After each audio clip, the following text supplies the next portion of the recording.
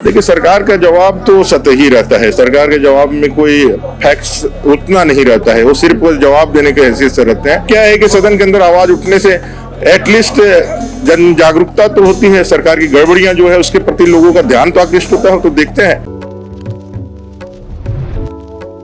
नमस्कार, आप देख रहे हैं DSD न्यूज और मैं हूं आपके साथ गौरी रानी। झारखंड बजट सत्र का आज आखिरी दिन है और 16 दिन तक चलने वाले बजट सत्र जो है वो कितना सफल रहा है, ये हमारे साथ जानने के लिए विधायक अमर कुमार बावरी जी हैं। सर बताएं, 16 दिन तक जो बजट सत्र चला कितना सफल रहा, कितने जन मुद्दे उठाए? देखिए, जितना सरकार की खामियां हैं, गलतियां हैं, उसको हम लोगों ने पुरजोर तरीके से उठाने का प्रयास किया, दिखाने का प्रयास किया है। और आप लोग के माध्यम से झारखंड की 103 करोड़ जनता देखा भी है, देश दुनिया ने भी देखा है। विचार जनता करेगी और विचार जनता करके इसके सरकार का जो कार्य है उसके प्रति वो आकलन करेगी। और आने वाले समय में हम लोग देखेंगे जब भी सरकार का जितने भी खामियां हैं, जो कमियां हैं, उसको ज़्यादा से ज़्यादा उजागर कर सके। आप जो प्रश्न रखे या जो विषय रखे उससे कितने संतुष्ट हुए सरकार के जवाब से? देखिए, सरकार का जवाब तो सतही रहता है। सरकार के जवाब में कोई फैक्ट्स उतना नहीं रहता है, वो सिर्फ जवाब देने के हैसियत से रहते हैं। और जितने संजीदगी के साथ, जितनी संवेदनशीलता के साथ जवाब आना चाहिए था, और इसके सदन में उठ जाने के बाद इस सवाल का इम्पैक्ट उस क्षेत्र तक जाना चाहिए था, उन पदाधिकारियों तक जाना था।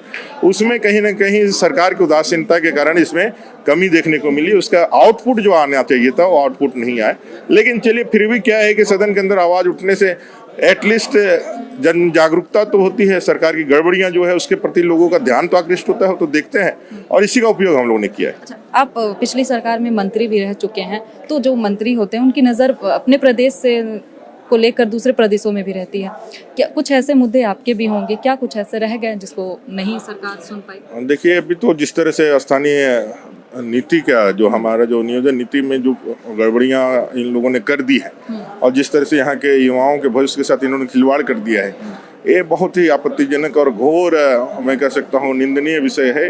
हजारों बच्चे, लाखों बच्चे जो झारखंड में नौकरियों के लिए अपने आप को आगे लेकर के जा रहे थे, आज उनको उसके अधिकार से वंचित कर दिया गया है। ये पाप इस सरकार ने किया है। बाकी के राज्यों में वहाँ के नौजवानों को आगे बढ़ा करके अपने राज्य का विकास में महत्वपूर्ण योगदान उनसे लेते हैं, लेकिन यहाँ झारखंड के अंदर वैसे बच्चों को इन लोगों ने दरकिनार कर दिया है। एक बहुत बड़ा विषय है जिसपे सरकार को ध्यान देना चाहिए। ये लैंड पुलिंग एक्ट क्या विषय था जिसके बारे में? देखिए, land pulling act, land pulling लेकर के आया है, एक्ट नहीं, लैंड पुलिंग करने का एक विषय क्षेत्रीय विकास प्राधिकार के तहत विधि विभाग ने लेकर के आया है।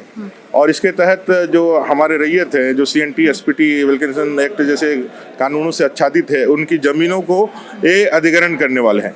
मेरा कहना है कि लैंड पुलिंग एक्ट अभी तक यहाँ बना नहीं है। लैंड पुलिंग जो शब्द है इन्होंने उधार लेकर के आया है, वो लेकर के आया है हरियाणा जैसे राज्यों से, UP जैसे राज्यों से। जो हमारा जो नोएडा जैसा क्षेत्र है वहाँ पे लैंड पुलिंग होता है। आपने शब्द तो ले लिया लेकिन एक्ट तो बनाया नहीं। वहाँ पे कोई कानून इस तरह CNT SPT का मामला नहीं है, लेकिन झारखंड के अंदर तो CNT SPT कानून आच्छादित है। और आप सबसे ज्यादा उस पर हल्ला भी करते हैं। हम लोग CNT SPT जो संशोधन लाया था तो यहाँ बहुत बड़ा बवाल आप लोगों ने किया था। आज सदन के अंदर CNT SPT के मूल भावना को इन लोगों ने खत्म कर दिया, हत्या कर दी। और सदन के अंदर में जो लोग इसके सिपह सलार थे, जो इसका झंडा बरदार थे, वो लोग चुप रहे। हम लोगों ने एक संशोधन लाया था, सरकार का ध्यान आकृष्ट कराया था, लेकिन सरकार ने इसको खारिज किया है और CNT SPT के मूल भावना के साथ हत्या हुआ है। तो देखिए, साफ तौर पे विधायक अमर बावरी ने कहा है कि CNT SPT एक्ट के साथ सरकार ने खिलवाड़ किया है। फिलहाल इस खबर में इतना ही। तमाम और खबरों के साथ बने रहने के लिए देखते रहें DSD न्यूज।